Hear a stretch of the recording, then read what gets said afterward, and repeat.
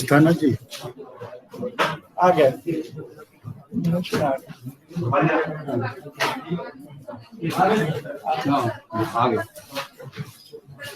हम सभी की ओर से आपको प्रणाम, नमस्कार।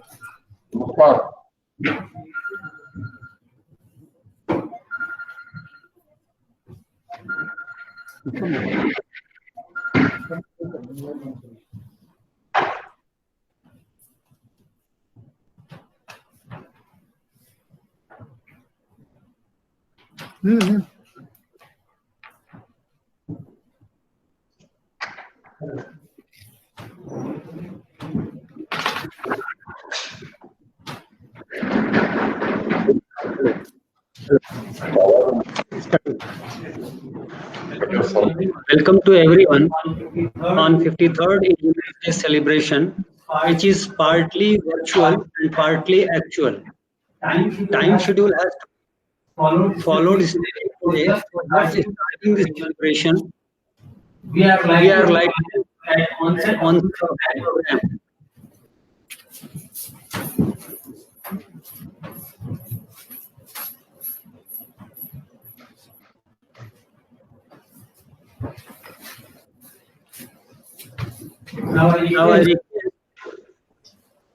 Our chairman, Professor S.N. Upadhyay, for welcome address and introduction of the Chief Guest, Honorable Lieutenant Governor Shri Manoj Sinha. On this occasion of Engineers Day, I welcome our Honorable Chief Guest, Engineer Manoj Sinha ji, who has kindly agreed to be the chief guest of this function, and all the engineers whom we are going to felicitate and other committee members who are present here. We are grateful to Engineer Manoj Sinha ji for agreeing to our request and being with us virtually in this morning. I have been given the responsibility of introducing Engineer Manoj Sinha ji, who is currently the Honorable Lieutenant Governor of Jammu and Kashmir, to those who do not know about him in detail. Engineer Manoj Sinha was born on July 1, 1959 in Mohanpura village of Gazipur district, Uttar Pradesh. After finishing his education up to the secondary level in his home district, Engineer Sinha successfully competed in the nationally conducted JEE examination for admission to IITs and took admission in civil engineering program at ITBHU, now IIT BHU, and obtained his BTech civil engineering degree in 1979. He continued his studies and joined the postgraduate program at ITBHU and obtained his MTech civil engineering degree in hydraulics in 1983. During his student days, Engineer Sinha was very popular amongst university students and became the president of BHU Student Union in 1982. This was the beginning of his political career. Engineer Sinha then joined the mainstream politics as a member of the Bharatiya Janata Party. In the year 1996-99, he was elected as a member of the Lok Sabha. Engineer Sinha has been the active member of BJP National Council during 89 to 96. During the years 99 to 2000, he was the member of the General Council of School of Planning. He has been the members of the committees like Committee of Energy and Committee on Government Assurance. Engineer Sinha was adjudged among the best performing members of the Indian Parliament, and in the 13th Lok Sabha, he was praised for asking several questions related to various issues of public interest. Very recently, one of the leading magazines of India has ranked him among the most honest members of the Parliament. In 2014, Engineer Sinha was again elected to the Lok Sabha and served as the Minister of State Independent Charge for Communication and Minister of State for Railways in the Government of India. Currently, he is the Lieutenant Governor of Jammu and Kashmir, a newly created centrally administered part of our country. Engineer Sinha is essentially a farmer and his heart lies in agriculture and rural India. He is deeply involved in working for the betterment of the life of rural masses of the backward and underdeveloped villages of eastern UP and neighboring Bihar, where his primary interest lies. Engineer Sinha likes traveling and carrying out social work covering areas of education, health, poverty alleviation, etc. These passions have molded his life from the very beginning and are continuing even today. The Varanasi local center of the Institution of Engineers feels honored in welcoming and felicitating Engineer Shina as the chief guest of 53rd Engineers Day being celebrated on this day, and we are grateful to him for being with us and sparing some of his valuable time to be the chief guest of this function. Thank you, sir. We once again welcome you. I welcome you personally and on behalf of all the committee members and those who are present.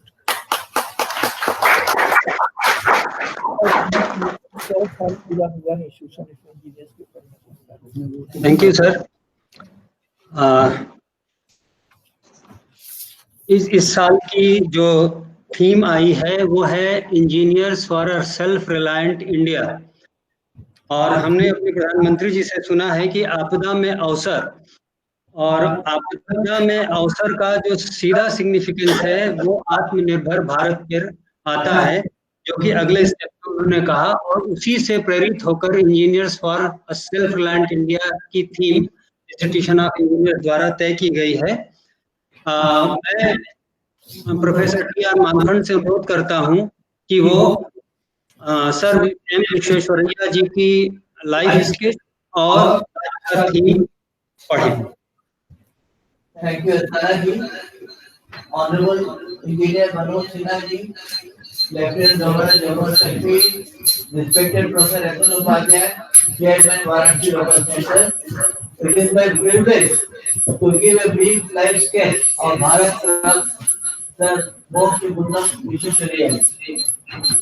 September 15th is a memorable day in the annals of the engineering fraternity in the country in general and the institution in particular. As on this day, 160 years ago, Sir Mokshi Gundam, Vishwesvaraya, one of the greatest sons of India and the towering personality in the history of Indian engineering, was born at Wooden Haldi village in Kolar district of Karnataka. Graduated from College of Science, Pune in 1883, Vishwesvaraya joined the Bombay PWD and rose to the position of chief engineer. He worked seriously throughout his life to bring proof of advanced science and technology to the doorsteps of common man. On retirement, his services were requisitioned by the Maharaja of the erstwhile Mysore state, who appointed him as Diwan. The following year witnessed an era of plant development and all-round growth. A revolutionary who would make ahead of his time. Vishwesvaraya realized that there would be no salvation for the people of country except judicial use of the results of technological innovation. In recognition of his monumental services towards national development and for the cause of engineering, Sir Vishwesvaraya was honored by the country's highest civilian honor, the Bharat Ratna, in the year 1955. To perpetuate the memory of this great engineering statesman, the institution's council has decided to observe September 15th every year as Engineers Day and evolved guidelines for celebrating the day. A central theme of national importance is chosen every year and deliberated at various state/local centers of the institution to educate the society and the engineering community as well. The theme of this year's Engineers Day is Engineers for a Self-Reliant India. Now I'll give a brief outline of the theme given by the head of the Institution of Engineers. The theme is Engineers for a Self-Reliant India. That is Atmanirbhar. Self-reliant is Atmanirbhar. Government of India is taking several steps to ensure that we are all well prepared to face the challenges and threats posed by COVID-19. India has faced the COVID-19 situation with fortitude and spirit of self-reliance that is evident in the fact that from zero production of personal protection equipment (PPE) before March 2020, India today has created a capacity of producing 2 lakh PPE kits daily, which is also growing steadily. Additionally, India has demonstrated how it rises up to challenges and uncovers opportunities therein, as manifested in the repurposing of various automobile sector industries to collaborate in the making of life-saving ventilators. The clarion call given by the Honorable PM to use these trying times to become self-reliant has been very well received to enable the resurgence of the Indian economy. The Indian engineering community subscribes to the above philosophy and has done self-proud. Leadership in India would come by only when all those who have authority and money use them not only for their own gains but also for the benefit of those who lack them. Participative governance rather than merely government can drive the change. Public participation, continuous and tireless hard work are the instruments that only could provide India the leadership baton where the world will watch the country as embodiment of vibrancy, equity and intellect in a market-driven economy in an all-inclusive environment. Redistribution from richer and more powerful groups to poorer groups that may face limited opportunities should be pursued. The ultimate goal should be reduction of poverty through equitable pursuit of prosperity, and the engineering community will harness and manage the nature resources, natural resources with equity lenses and demand level playing field. Efforts at the required reforms must be accompanied by safeguards as appropriate for a country of the size and income disparity such as India. Also, policy initiatives that contribute to the growth of agriculture and manufacturing sectors and therefore create employment must be pursued rigorously. There is a clear path to lead India to global leadership in engineering and technology and become self-reliant in these spheres. The country has the resources, the institution and the mindset too. India do need to work towards a fusion of our positive achievements. This is the essential condition for India's path towards self-reliance and emergent role in global engineering and technology. With the seamless engineering and technology capabilities tempered by the social and political systems, Indian engineers can be harbinger through the development of economy of the country in the post-pandemic region. Thank you. Thank you, Professor Mankand, sir. Now I request Honorary Secretary, Engineer Santosh Kumar ji, to present a report of activities in a very brief way for the Varanasi local center. Engineer Santosh Kumar ji. Thank you so much, sir. About the institution.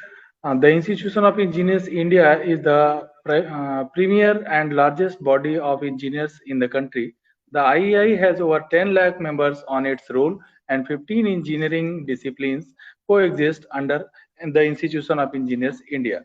A network of 32 state centers at state capitals and 93 local centers at various other places of industrial and academic importance all over the country, and 6 overseas chapters, out of which 70 state oblique local centers have their own building at prominent location in the city.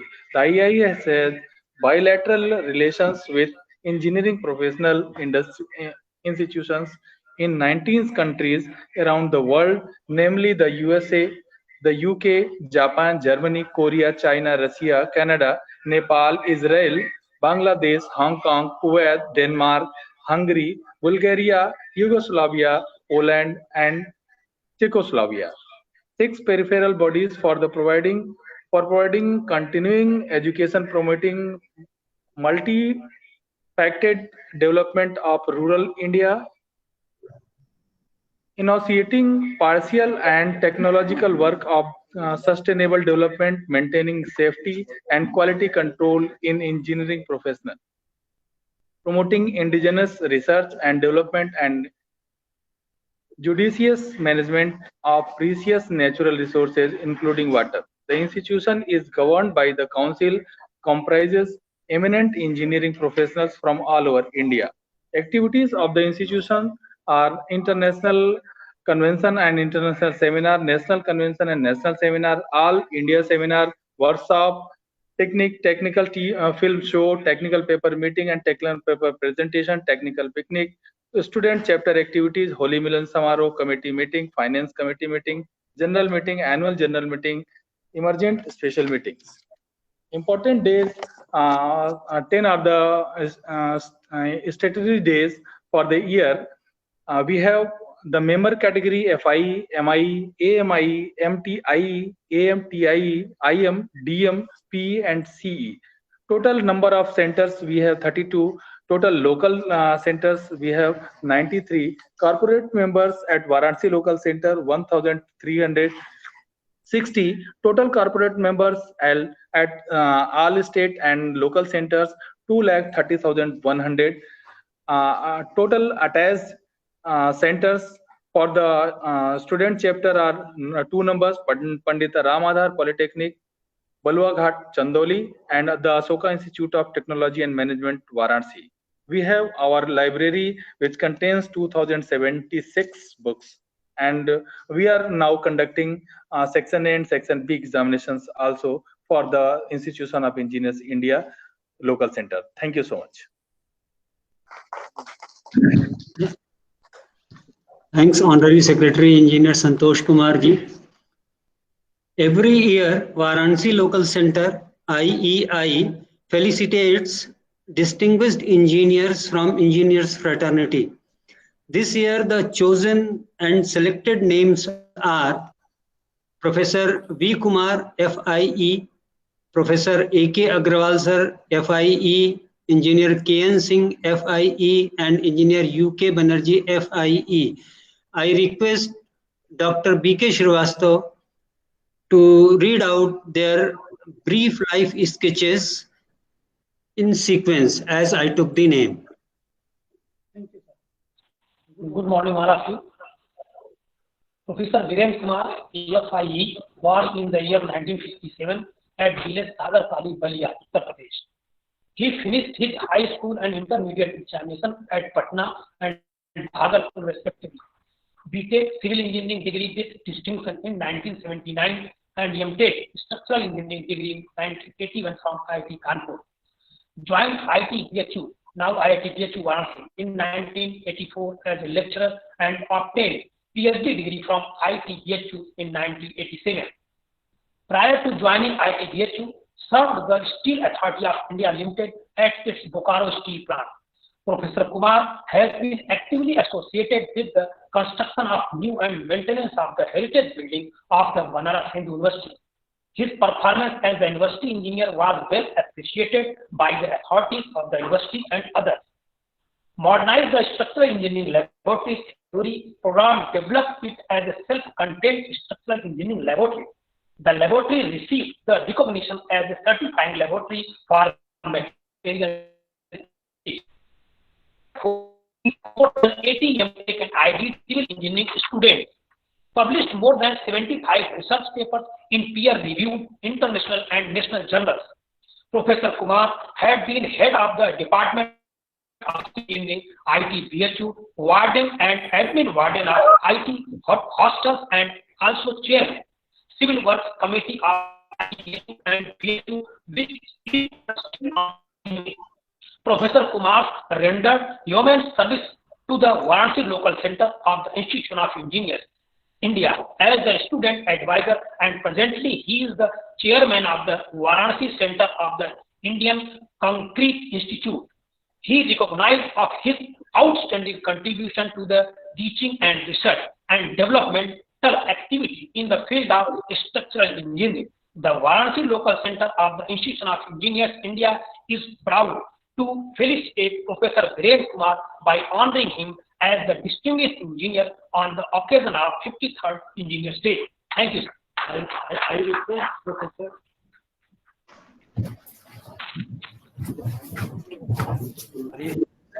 I request Professor S.N. Upadhyay sir to kindly present the memento and shot to Professor B. Kumar ji. as a token of respect.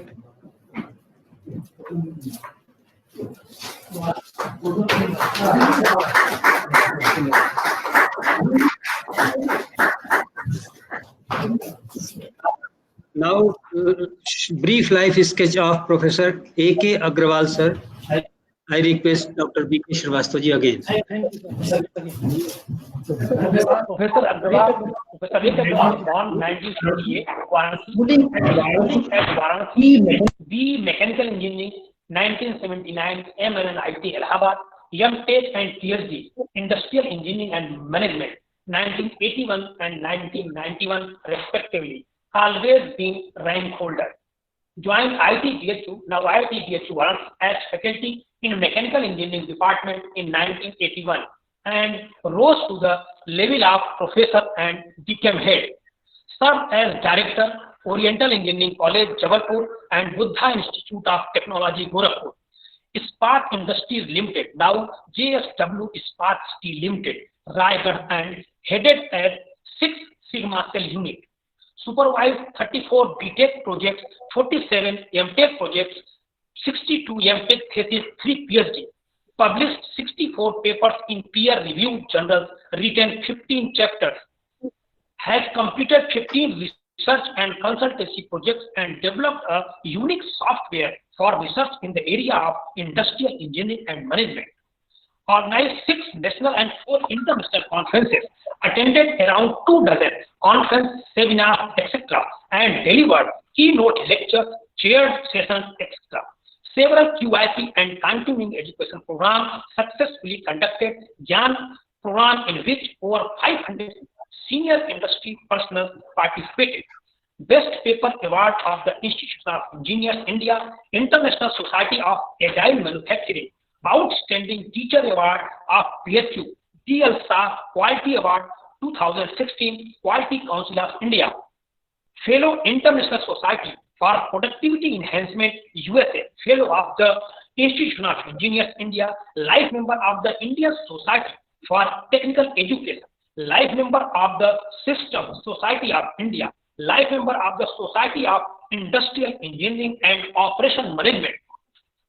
Professor Agrawal has also contributed to the academic life of PHU, IT PHU and IIT PHU, Varanasi in various capacities such as warden, in charge training and placement, member finance committee, etc. Served Varanasi local center of Institute of Engineers India as its committee member, examination in charge for several sessions, as its chairman for 2 terms, in recognition of his significant and long contribution to the cause of teaching, research and development in the field of industrial and management engineering. The Varanasi local center of the Institute of Engineers India is proud to felicitate Professor Anil Kumar Agrawal by honoring him as a distinguished engineer on the occasion of the 50th.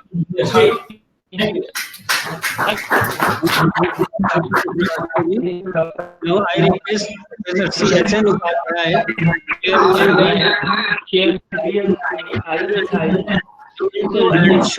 Professor Agrawal.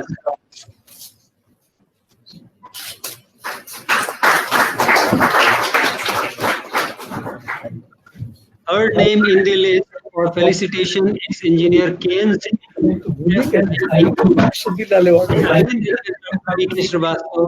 to read out brief life sketch of the Engineer K.N. Singh. Thank you, sir. Engineer Kailash Nath Singh, FIE, born on 1957 at village Rampur, Palbhad of Gazipur, Uttar Pradesh. Basic education at his own village, completed his intermediate science in 19.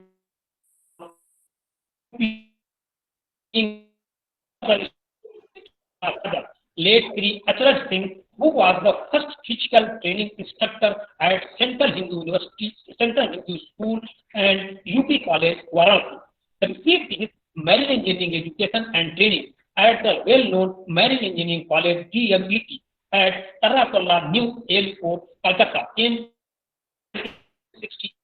Obtained his first class certificate of competence Motor and Steel from the Ministry of Transport, Government of India in 1976. Served the Hinda Steel Navigation Bombay during 1968 to 1971. Worked with the Neptune Orient from 1971 to 1982. Made chief engineer and served on various kinds of general cargo vessels, container vessels, crude oil carriers, and petroleum product carriers. During the course of his services with MOL, he did supervision of several new construction, trial docking, and modification of several ships at IHI, Kawasaki, and MHI in Japan. Served as the chief engineer at Sonoria Chemical, Renewable, and Flood Flow Corporation Jute Mill Division, and as a consultant of the Tata Tea and several other steel gardens and allied industries, including Hindustan National Glass and Ceramic Company. Engineer Singh served the Indian National Tanker Company as the chief engineer on VLCC, ULCC, gas carriers, etc.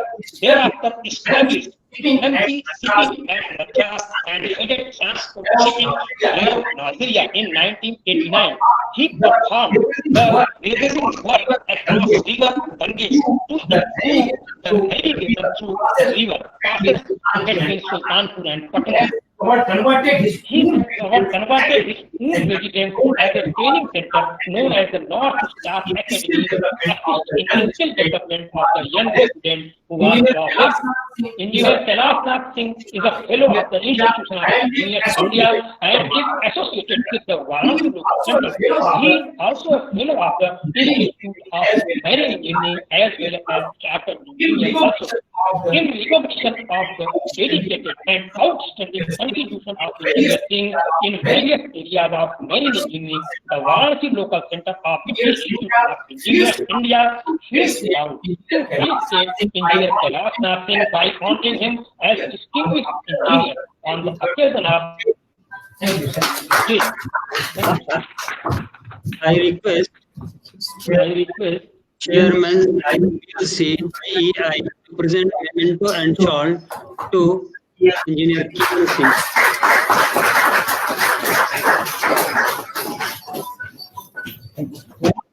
Fourth name in the list is Engineer UK Banerjee FIE. I request again Dr. BK Srivastava to read out the classification of Engineer UK Banerjee. Engineer Kushal Kumar FIE, born in Varanasi, Uttar Pradesh on 1st April 1961. School education from various places in India. Higher secondary school certificate exam with distinction in 1977, BTech Civil Engineering in 1982, National Institute of Technology, Raipur with distinction.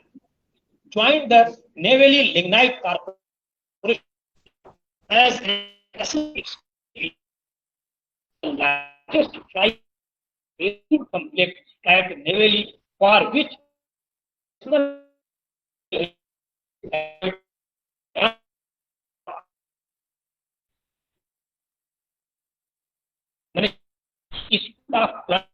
Architecture, New Delhi, promoted the post of technical manager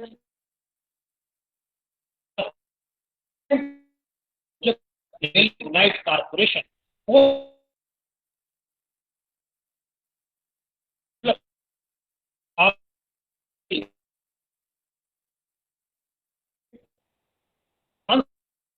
India's largest power plant consultant research Sept Private Limited, New Delhi, and worked with police company electrician S. Poland. Completed lignite-based power plant at Pandoro, Kutch, Gujarat, was completed between 1904 and 1996. In 1996, joined Larsen and Toubro at its Energy Center, Vadodara, Gujarat. During this period, he worked in various projects for the L&T. Engineer Banerjee joined BHU as executive engineer in June 2001 and is continuing on this post till date. At BHU, many prestigious works were completed under his able supervision. Also, the most prestigious Rajiv Gandhi South Campus, Barkacha, was developed.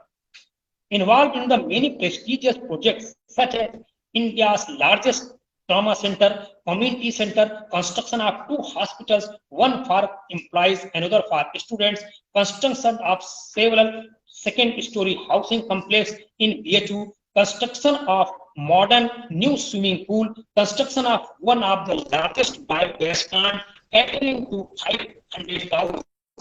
Construction of one of the largest research complex, the Central Discovery Center, a proposed green building costing around rupees 80 crores. Construction of one of the largest grid-connected rooftop solar power, etc. Besides these, several other large structures like seminar complexes, hostels, labs, waters, etc. were also completed under his supervision. He has published many technical papers, fellow Institution of Engineers India. Engineer UK Banerjee is closely associated with Varanasi Local Center since long. He actively participated in guiding AMI students for their project work in Part B examination, and by now he has guided 4 students. He takes keen interest in the technical lecture session and has also delivered several technical lectures. In recognition of his significant and long contribution to the area of various infrastructure projects in the various organizations in which he worked, the Varanasi Local Center of the Institution of Engineers India is proud to felicitate Engineer Ujjwal Kumar Banerjee by honoring him as the Distinguished Engineer on the occasion of 53rd Engineers Day. Thank you. I again request Professor Chairman and Engineer UK Banerjee.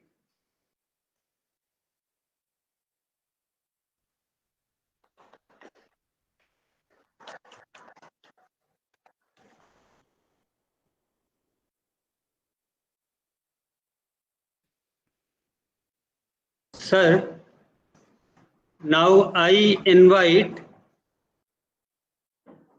Shri Manoj Sinha ji, Lieutenant Governor, Jammu and Kashmir. Sir, we convey our real and actual respect virtually and invite you to address on this auspicious occasion.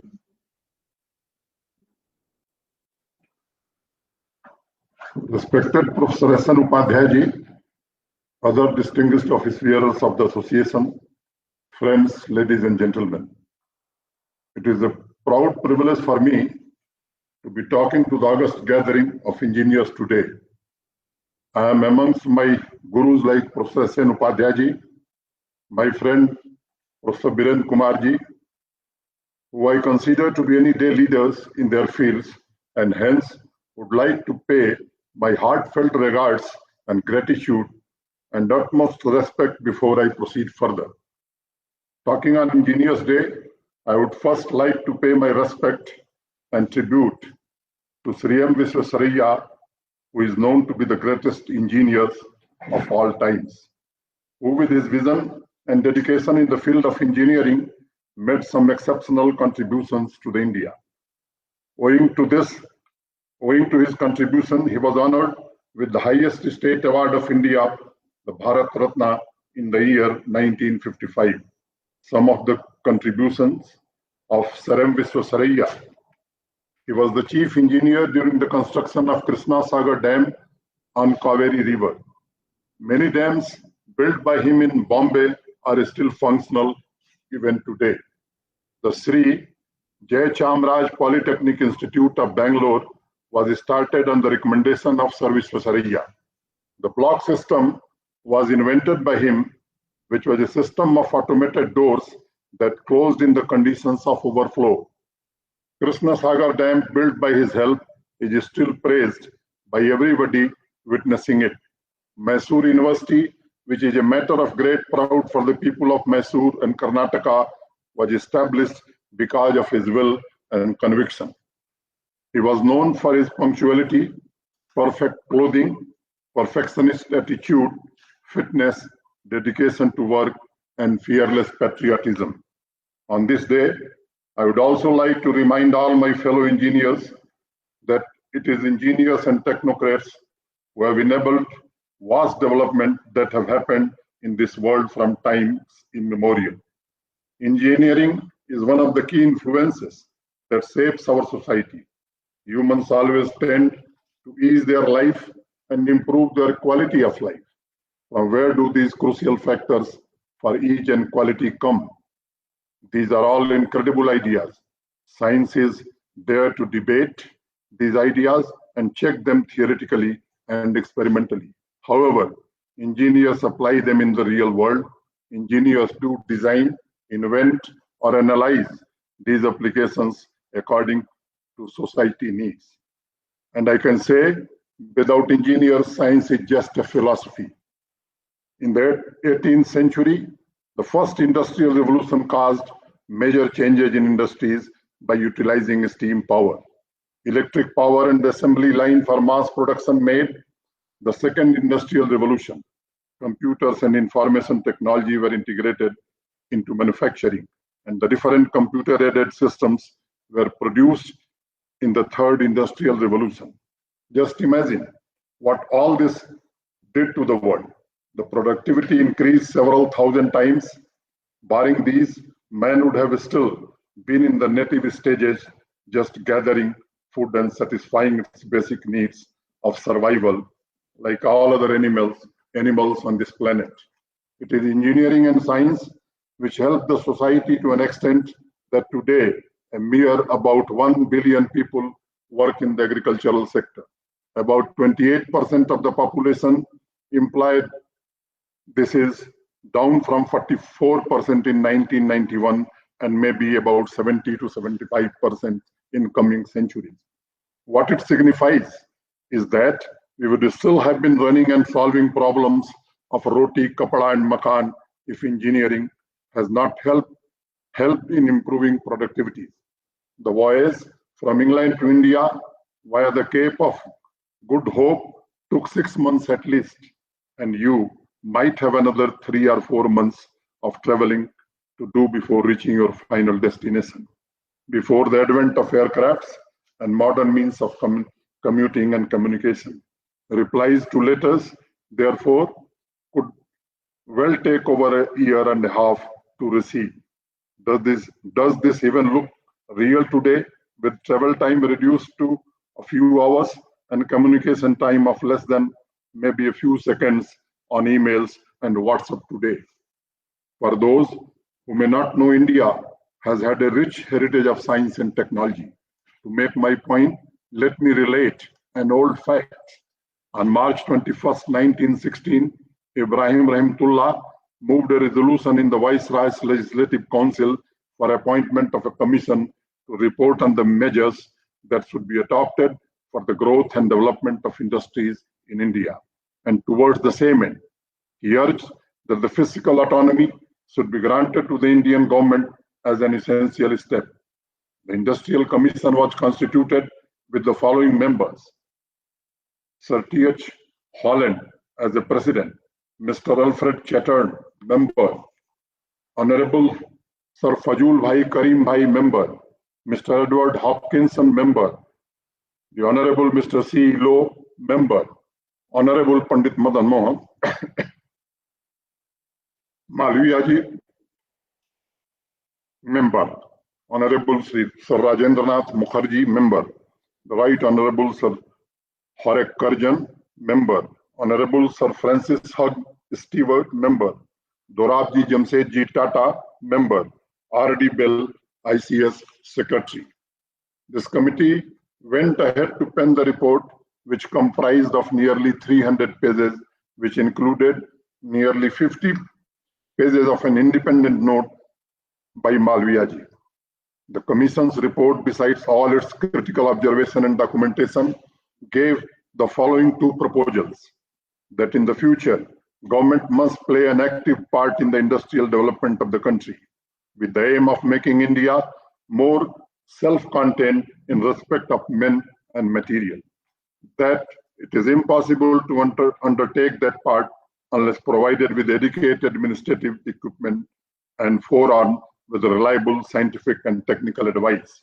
Perhaps these two points appeared as a faint rays of hope to Mahamana Pandit Madan Mohan Malviya ji, which should have reinforced his sankalp for building an educational institution which will not only equip the Indian youth in the technology, engineering, science, etc.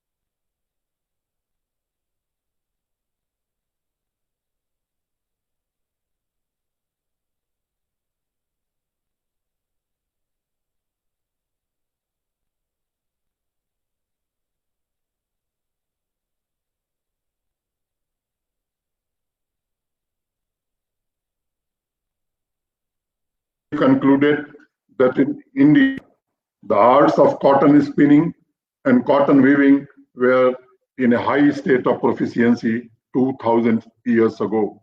Cotton weaving was only introduced to England in the 17th century. Malviya ji goes on and gives copious evidence to show the glory of the cotton industry that not only thrived in India but also traded with hinterlands both near and far. He next takes up the glorious industry of iron, melting, casting, and molding, and this time quotes from 1892 essays of Ranade, who had quoted Professor Wilson, which had the following to quote. The iron industry not only supplied all local wants, but it also enabled India to export its finished products to foreign countries. The quality of the material turned out had also a worldwide fame. The famous iron pillar near Delhi, which is at least 1500 years old, indicates an amount of skill in the manufacture of wrought iron. The Indian steel found once considerable demand for cutlery even in England. The manufacture of steel and wrought iron had reached a high perfection at least 2000 years ago. Ranade essays on Indian economics says, on the glorious shipbuilding and seafaring industry, Malviya ji quotes the Governor General Lord Wellesley, who, while reporting to the then authorities of Lidhall's Street in London 1800, had observed and articulated the following. The port of Calcutta contains about 10,000 tons of shipping built in India, of a description calculated for the conveyance of cargoes to England. Malviya ji draws from copious sources to draw the committee's attention towards the glorious industrial past of India. Then a natural question arises as to why it declined and what was the need for the committee. Malviya ji analyzes the reasons for the decline, and for that too, he draws evidences from the colonial officials. Having given a glimpse of three continuous flourishing of Indian industries, Malviya ji puts forth the arrangements, again by quoting British and other officers, to highlight the gradual decline of these three vital industries after the formation of the British East India Company. Malviya ji refers to the history of England in the 18th century, written by one Lecky, who has the following to say. At the end of the 17th century, says Lecky, great quantities of cheap and graceful Indian calicos, muslins, and chintz were imported into England, and they found such favor that the woolen and silk manufacturers were seriously alarmed. Acts of Parliament were accordingly passed in 1700 and 1721, absolutely prohibiting, with a very few specified exceptions, the employment of printed or dyed calicos in England, either in dress or in furniture. and the use of any printed or dyed goods of which cotton formed any part. Malviyaji gradually marches ahead and walking us through several decades. He cites the observations of Clive as recorded in the economic history of British India by Ranade. He quotes the following from the book. When Clive entered Murshidabad, the old capital of Bengal, in 1757, he wrote of it. In the first 4 years of the 19th century, says Mr. Ramesh Datta, in spite of all prohibitions and restrictive duties, 6 to 15,000 bales of cotton piece goods were annually shipped from Kolkata to the United Kingdom. The figure rapidly fell down in 1830. The opening of trade to private merchants in that year caused a sudden rise in 1815, but the increase was temporary. After 1820, the manufacture and export of cotton piece goods declined steadily, never to rise again. Malviyaji elicits, though the strong evidences in the form of prior committee reports or officers' testimony that unequivocally shows that by the conspiracy of ill-suited policies, the otherwise flourishing industries of India were gradually decimated and the country as a whole was pushed towards the agrarian model for the large part of its economy. He quotes the civil servant and economic historian Ramesh Datta from his book titled Economic History of India. If above shows us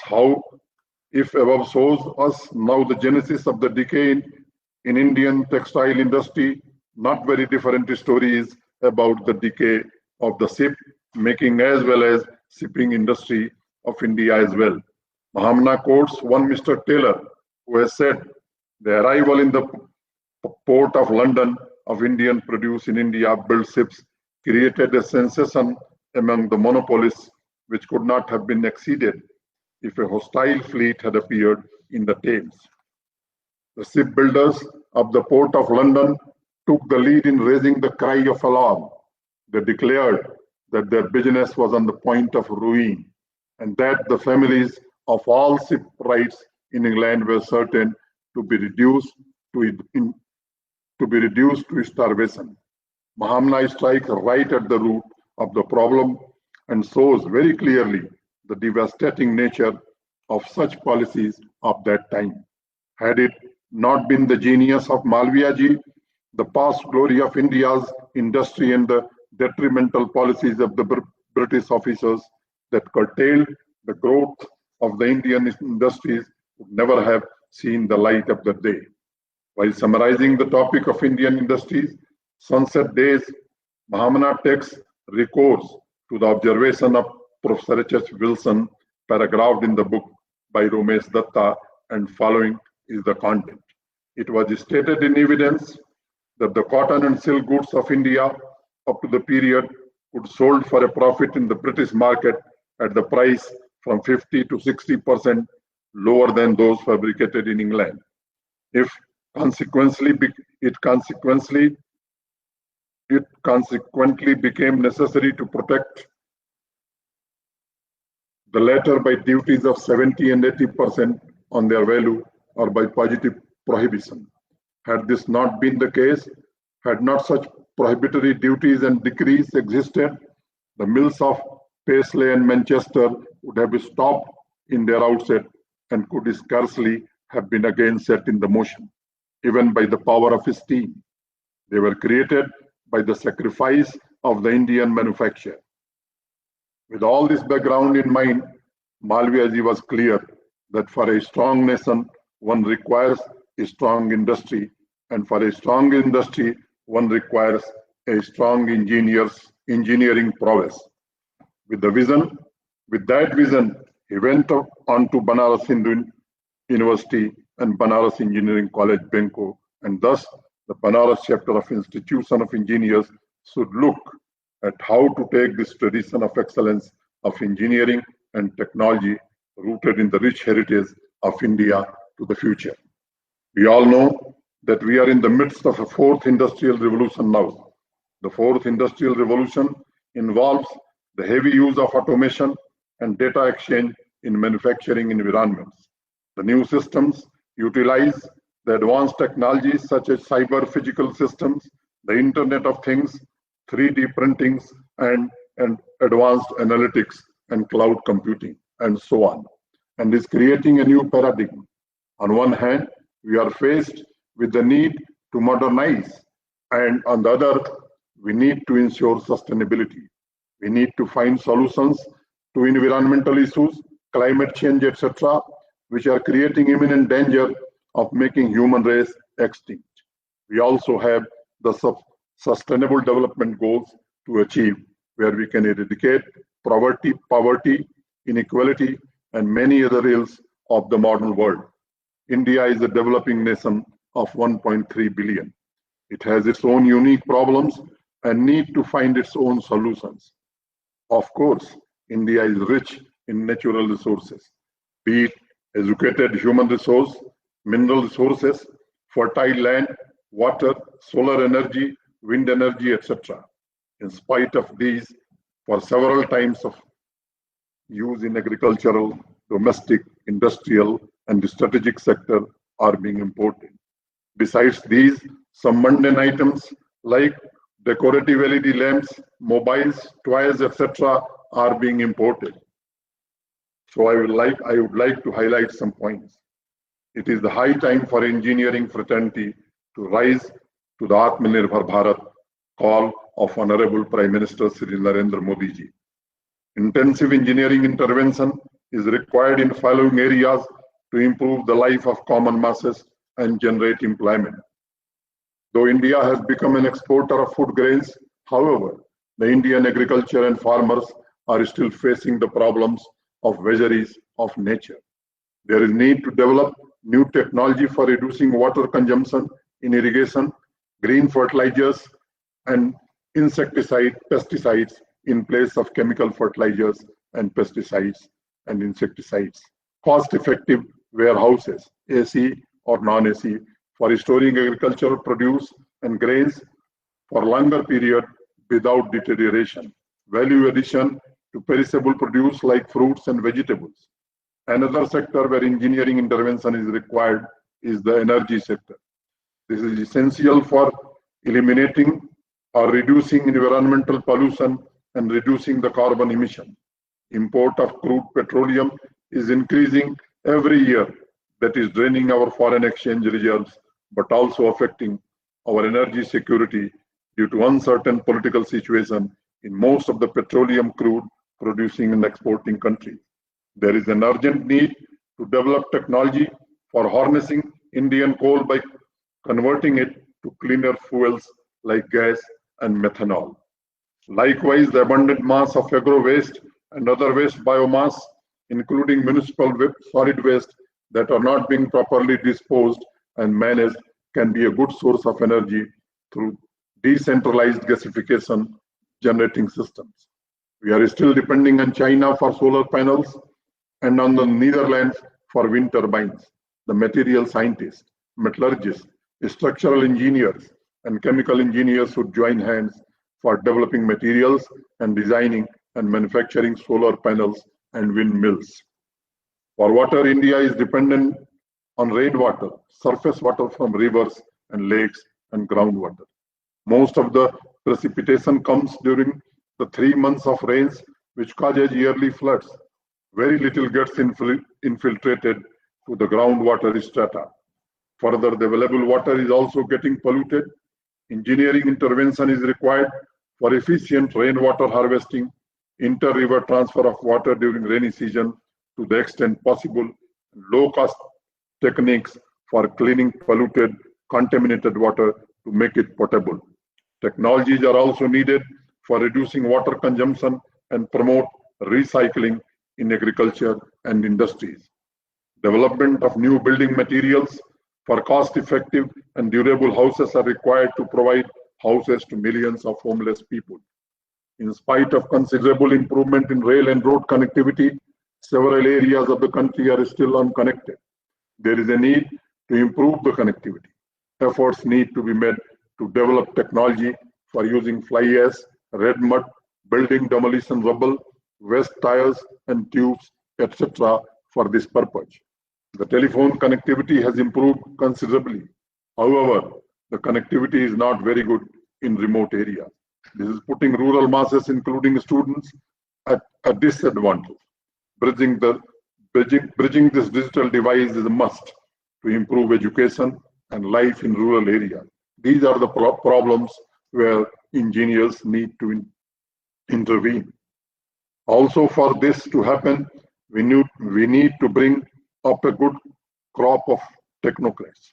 It pains me to see that the best of our institutions are still not creating innovations and innovators. We are still producing 50 patents per million as against 8,000 by South Korea, 6,000 plus by China, and 2,000 plus by Germany, etc. I am pained that the pride in being an engineer for solving some of the problems facing humanity is still not evident. I still see industry and academia working in their own silos. My vision of India is an India which is at the cutting edge of innovation. I wish to see new research coming out from our institutions. We need to stop being in the mindset of followers. We need to innovate. We need to lead. We need to create knowledge which the world can follow. We need new discoveries coming out of India. We need to see our professors and teachers bring in new research. We need to dominate the list of Nobel laureates. We need to come out with fragile innovation which suits the needs of our vast population. We need to resurrect our past glory and be the Sone ki Chiriya that we were. We are first followers or leaders in our minds, and I wish to see the transition happening and wish to see it beginning from Varanasi and Banaras Hindu University. We thus need to make a concerted effort to make engineers and engineering fraternity realize that they need to be at the cutting edge of innovation, and it is they who can drive this nation to become self-reliant and take a leadership position in the world. Thank you. Jai Hind.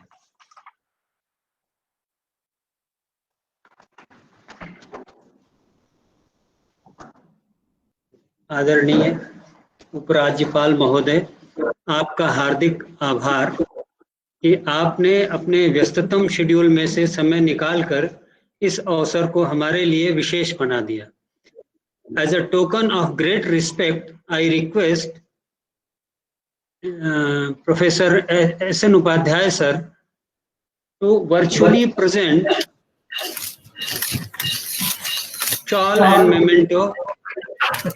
ये sir प्रतीक स्वरूप है, पत्रम पुष्पम हम लोग समर्पित कर रहे हैं आपको. पहुंच जाएगा आपके पास या यहाँ बनारस में जब आप आएंगे उसमें हम लोग दे देंगे.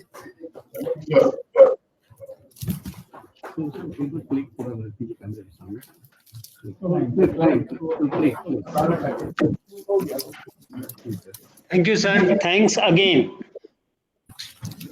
उनको बुला के दे दीजिएगा सुजीत को.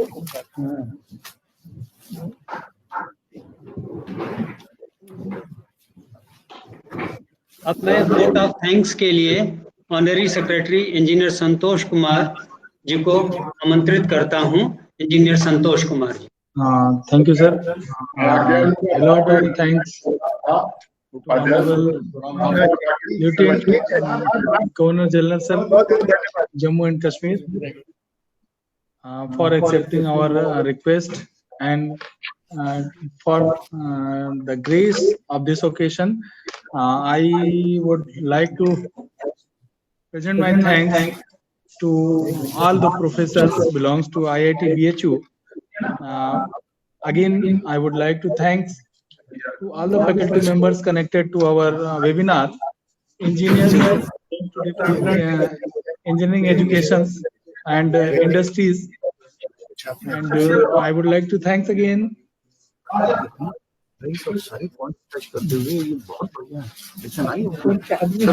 Thanks again all the students, our committee members, staff of Raj Bhavan, Jammu and Kashmir, and CISCO,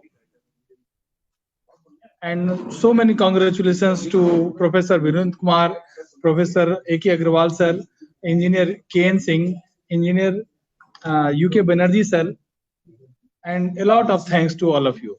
Thank you so much.